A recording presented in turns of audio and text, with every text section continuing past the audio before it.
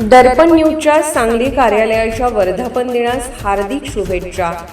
शुभेच्छुक माननीय बाजीराव कांबळे साहेब, राज्याध्यक्ष, राज्य हिवताप निर्मूलन कर्मचारी संघटना महाराष्ट्र राज्य तथा आरोग्य निरीक्षक राजर्षी छत्रपती शाहू महाराज शासकीय वैद्यकीय महाविद्यालय कोल्हापूर, माजी उपाध्यक्ष व विद्यमान संचालक सराफ व्यापारी नागरी सहकारी पतसंस्था गुजरी कोल्हापूर, पदसिद्ध सदस्य राज्य सहकारी मध्यवर्ती कर्मचारी संघटना शाखा कोल्हापूर.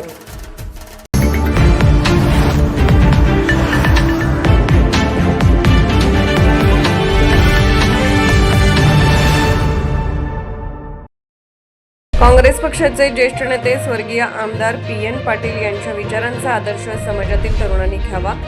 राज्य हिवताप निर्मूलन कर्मचारी संघटनेचे राज्याध्यक्ष बाजीराव कांबळे यांचे प्रतिपादन. काँग्रेस पक्षाचे ज्येष्ठ नेते तथा करवीर तालुक्याचे स्वर्गीय आमदार पी.एन. पाटील यांचा दुसरा स्मृतिदिन आज विविध ठिकाणी श्रद्धापूर्वक साजरा करण्यात आला.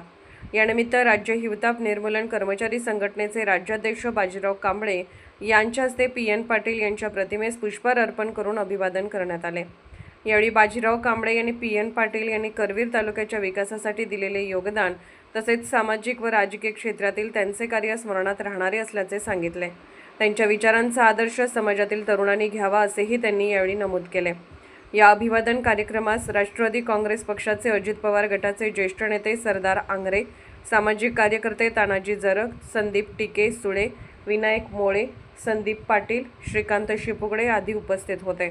कोल्हापूरहून दर्पण न्यूजसाठी अनिल पाटील.